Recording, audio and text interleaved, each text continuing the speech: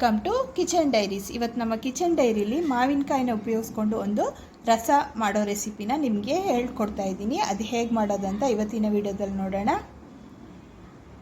ಮೊದಲಿಗೆ ನಾನು ಇಲ್ಲಿ ಒಂದು ಮಾವಿನಕಾಯಿ ತಗೊಂಡಿದ್ದೀನಿ. ಈಗ ಇದ್ರ ಮೇಲಿರೋ ಸಿಪ್ಪೆನೆಲ್ಲ ರಿಮೂವ್ ಮಾಡಿಬಿಡೋಣ. ಒಂದು ಚಾಕುನ ಸಹಾಯದಿಂದ ಈ ಮೇಲಿರೋ ಸಿಪ್ಪೆನೆಲ್ಲ ತೆಗೆದು ರಿಮೂವ್ ಮಾಡಿಬಿಡೋಣ.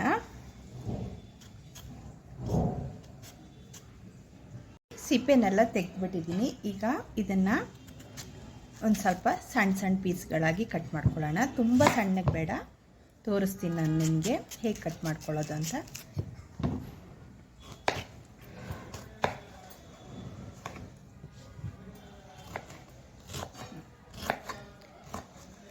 ನೋಡಿ, ಈ ಥರ ಕಟ್ ಮಾಡ್ಕೋಬೇಕಾಗತ್ತೆ. ಪೂರ್ತಿ ಮಾವಿನಕಾಯಿನ ಕಟ್ ಮಾಡಿ ನಿಮಗೆ ತೋರಿಸ್ತೀನಿ.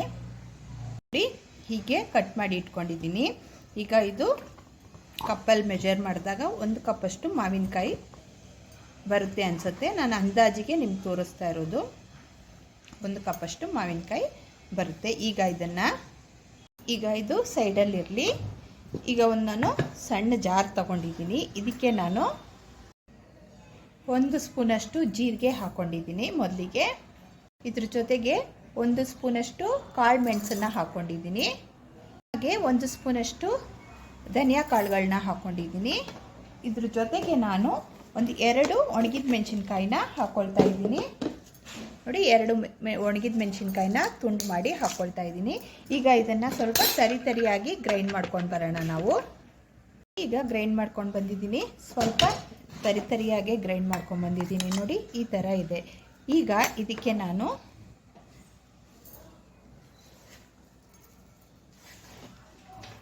ಒಂದು 5 ರಿಂದ 6 ಬೆಳ್ಳುಳ್ಳಿ ಹರಳನ್ನ ಹಾಕ್ಕೊಳ್ತಾ ಇದ್ದೀನಿ.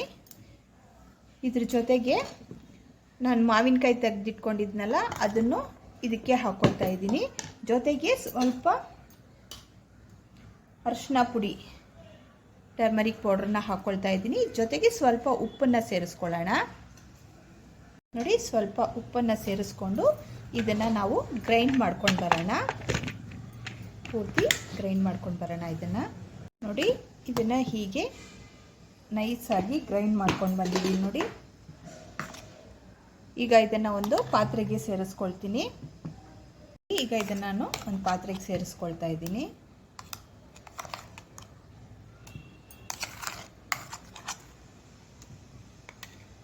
ಪೂರ್ತಿ ಪಾತ್ರೆಗೆ ಸೇರಿಸ್ಕೊಂಡಿದ್ದೀನಿ. ಈಗ ಇದಕ್ಕೆ ನಾನು 2 ಕಪ್ಪಷ್ಟು ನೀರನ್ನು ಹಾಕ್ಕೊಳ್ತಾ ಇದ್ದೀನಿ. 2 ರಿಂದ 2.5 ಕಪ್ಪಷ್ಟು ನೀರನ್ನು ಇದಕ್ಕೆ ಸೇರಿಸ್ಕೊಳ್ತಾ ಇದ್ದೀನಿ ನಾನು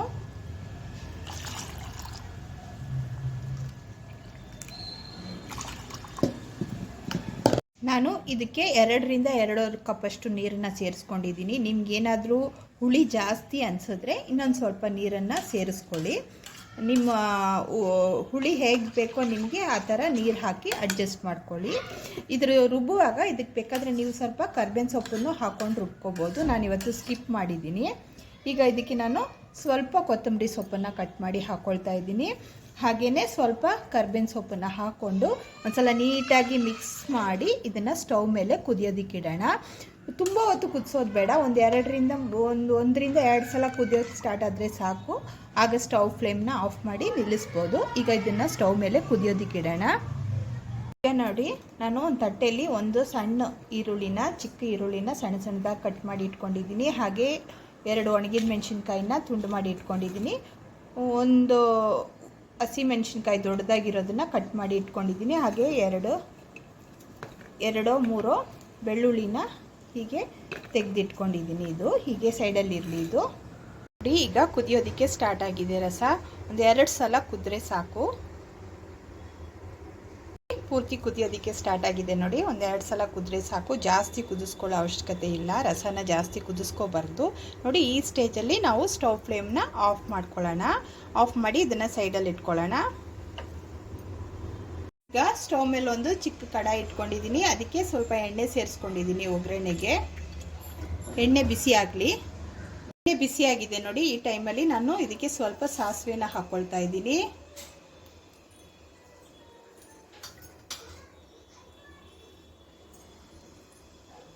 ಹಾಗೆ ಸ್ವಲ್ಪ ಜೀರಿಗೆನೂ ಸೇರಿಸ್ಕೊಳ್ತಾ ಇದ್ದೀನಿ.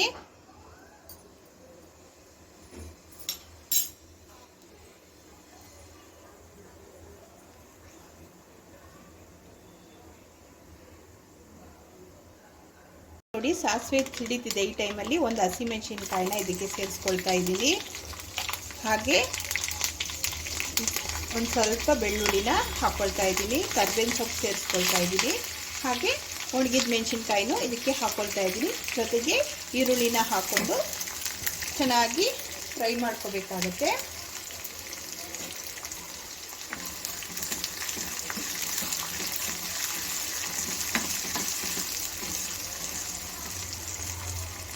ನೋಡಿ ಈರುಳ್ಳಿ ಚೆನ್ನಾಗಿ ಫ್ರೈ ಆಗಿದೆ.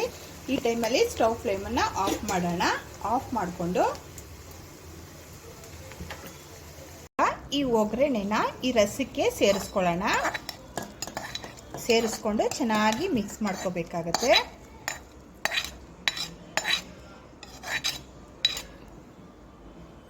ರಸಕ್ಕೆ ಸೇರಿಸ್ಕೊಂಡು ಚೆನ್ನಾಗಿ ಮಿಕ್ಸ್ ಮಾಡ್ಕೋಬೇಕಾಗತ್ತೆ. ಉಪ್ಪು ನಿಮ್ಮ ಟೇಸ್ಟಿಗೆ ತಕ್ಕಂಗೆ ನೀವು ಎಷ್ಟು ಬೇಕೋ ಹೆಚ್ಚು ಕಮ್ಮಿ ಮಾಡ್ಕೋಬೋದು. ಈಗ ಸೂಪರ್ ಆಗಿರೋ ಮಾವಿನಕಾಯಿ ರಸ ರೆಡಿಯಾಗಿದೆ. ಈ ಥರ ಮಾವಿನಕಾಯಿ ಸೀಸನಲ್ಲಿ ನೀವು ಈ ಥರ ರಸಗಳನ್ನ ಟ್ರೈ ಮಾಡಿ. ಯಾಕಂದರೆ ಮಾವಿನಕಾಯಿ ಸೀಸನ್ ಯಾವಾಗಲೂ ವರ್ಷ ಇಡೀ ಇರಲ್ಲ ಅಲ್ವಾ. ಹಾಗಾಗಿ ಸೀಸನಲ್ಲಿ ಸಿಗುವಂಥ ಹಣ್ಣು ತರಕಾರಿಗಳನ್ನ ಉಪಯೋಗಿಸ್ಕೊಂಡು ನಾವು ಈ ಥರ ವೆರೈಟಿಯಾಗಿ ರೆಸಿಪಿನ ಮಾಡಿ ಮಕ್ಕಳಿಗೆ ಮನೆಯವ್ರಿಗೆಲ್ಲ ಕೊಡ್ಬೋದು. ಇವತ್ತಿನ ರೆಸಿಪಿ ಏನಾದರೂ ನಿಮ್ಗೆ ಇಷ್ಟವಾದರೆ ಲೈಕ್ ಮಾಡಿ, ಶೇರ್ ಮಾಡಿ ಮತ್ತು ಸಬ್ಸ್ಕ್ರೈಬ್ ಮಾಡೋದನ್ನು ಮರಿಬೇಡಿ.